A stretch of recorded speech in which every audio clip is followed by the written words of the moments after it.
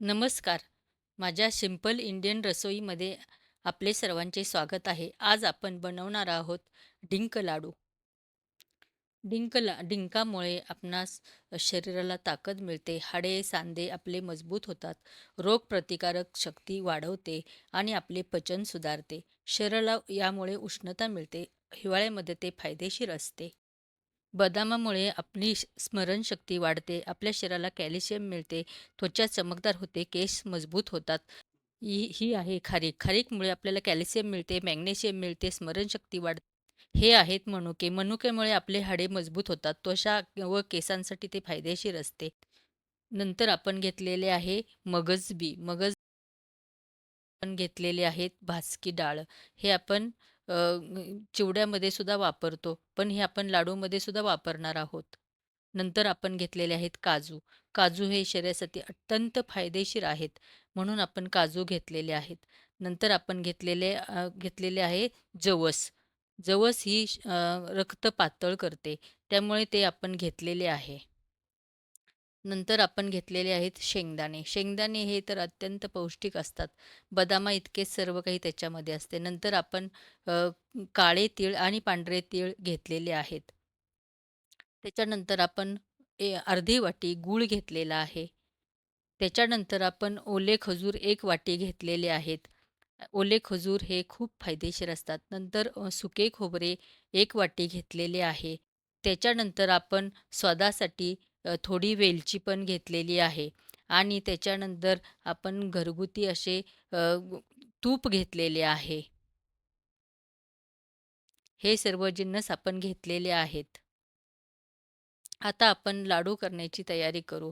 लाडू करण्यासाठी हे सर्व आपण मंद आचेवर भाजून घेणार आहोत आणि त्याची जरा जाडसर पावडर करणार आहोत. प्रथम आपण बदाम भाजून घेऊ. बदाम आपण मंद आचेवर भाजलेले आहेत. त्याच्यानंतर आपण मगजबी भाजून घेऊ. मगजबीसुद्धा आपण मंद आचेवर भाजलेले आहेत. त्याच्यानंतर आपण डाळं थोडंसं गरम करू, त्यामुळे त्याला कडकडीतपणा येईल. जरा त्याच्यानंतर पांढरे तीळ आणि काळे तीळ आपण भाजून घेतलेले आहेत. असे सर्व जिन्नस आपण भाजून घेतलेले आहेत. काजूसुद्धा थोडे भाजून घेतलेले आहेत. त्याच्यानंतर आपण जवस भाजणार आहोत. जवस भाजण्यासाठी मंद गॅस ठेवायचा आहे आणि हे जरा जास्त वेळ लागतो भाजण्यासाठी. त्याच्यानंतर शेंगदाणे घेतलेले आहेत. शेंगदाणेसुद्धा आपण चांगलेसे भाजून घेतलेले आहेत. त्याच्यानंतर आपण सुके खोबरे 1 वाटी घेतलेले आहे. ते सुद्धा थोडे भाजून घेतलेले आहे. सुके खोबरे भाजल्यानंतर आपण एका कढईमध्ये तूप गरम करणार आहोत आणि त्या तुपामध्ये आपण जो डिंक घेतलेला आहे तो चांगला मंद आचेवर तळून घेणार आहोत. तो तळल्यानंतर चांगला मोठा फुगतो व कुरकुरीत होतो. आता तो आपण डिंक काढून घेणार आहोत. छानसा भाजला गेलेला आहे. आता आपण तो काढून घेणार आहोत.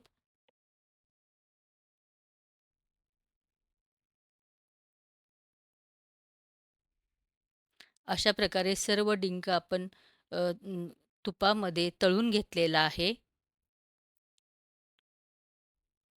कढईमध्ये थोडे तूप शिल्लक आहे. त्याच्यामध्ये आपण आता मनुके टाकणार आहोत आणि मनुकेसुद्धा चांगले मोठे फुगेपर्यंत मनुके फुगतात तळल्यानंतर. ते फुगेपर्यंत आपण तळून घेणार आहोत. मंद गॅसवर आपण हे सर्व तळत आहोत आणि तुपामध्ये तळत आहोत. त्यामुळे या लाडूंना खूप स्वाद येतो. हे पहा मनुके आता जरा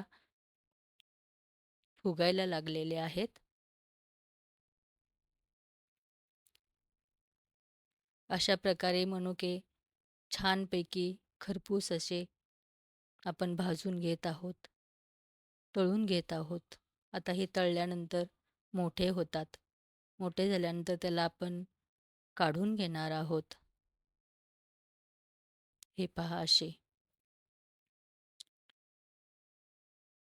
आता हे सर्व जिन्नस आपण जरा मोठे-मोठेच वाटून घेणार आहोत. त्याच्यामध्ये आपण खारीक वाटलेली नाही आणि मनुके वाटलेले नाहीत. बाकी सर्व मोठे-मोठे वाटून घेतलेले आहेत. आणि डिंकसुद्धा आपण मिक्सरमध्ये वाटलेला नाही. तो हाताने क्रश केलेला आहे. एखाद्या भांड्याने तो क्रश केलेला आहे आणि जरा-जरा मध्ये-मध्ये मोठाच ठेवलेला आहे. त्यामुळे तो दाताखाली येतो आणि क्रंचीनेस वाढतो आणि लाडू खूप छान होतात. म्हणून तो आपण मिक्सरमध्ये वाटलेला नाही. मिक्सरमध्ये वाटला तर तो खूप चिकट होतो. यानंतर आपण 2 चमचे मेथी दाण्याची पावडर घेतलेली आहे. मेथीदाणे पण आपण भाजून घेतलेले होते आणि त्याची आपण पावडर घालत आहोत.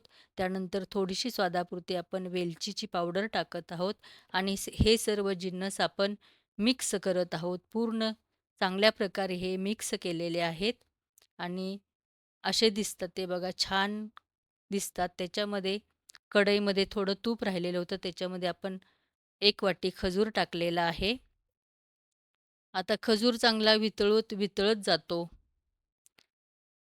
खजूर वितळल्यानंतर थोडंसं त्याच्यामध्ये आपण गूळ टाकलेला आहे.